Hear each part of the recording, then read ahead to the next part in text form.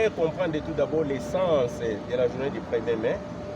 Ce n'est pas une fête, c'est une journée en soi qui doit nous permettre à pouvoir réfléchir sur la place du travailleur dans le monde du travail.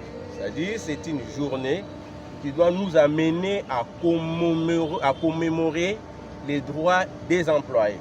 C'est-à-dire les travailleurs doivent prendre conscience de la lutte ouvrière afin de bénéficier de son expansion sur les plans socio-professionnels. Le gouvernement congolais, c'est notre partenaire. Nous évoluons en fait dans la tripartite avec les gouvernements, y compris les patronats. Tout ce qu'on peut demander, c'est que notre législation du travail soit respectée dans son ensemble, que les droits des travailleurs soient appliqués en toute rigueur et qu'en contrepartie, nous également travailleurs, nous avons des obligations que nous puissions nous assumer convenablement et conformément à ce que disent les différents textes législatifs dans notre pays.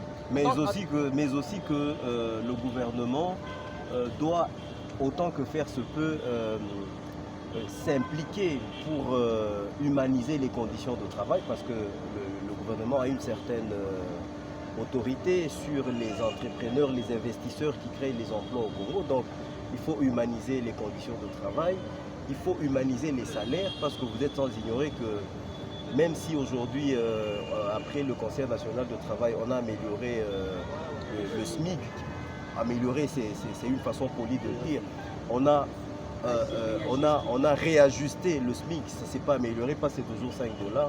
Les conditions de travail des Congolais et les salaires qui leur sont payés sont encore minables, donc il faut les humaniser et les rendre dignes à la hauteur de notre grand Congo qui est quand même un pays très riche. Ce n'est pas l'argent qui manque si on arrête de voler, de détourner. Merci beaucoup. Retenu au niveau international est travailler dans la dignité, défendre la justice sociale, préserver la nation.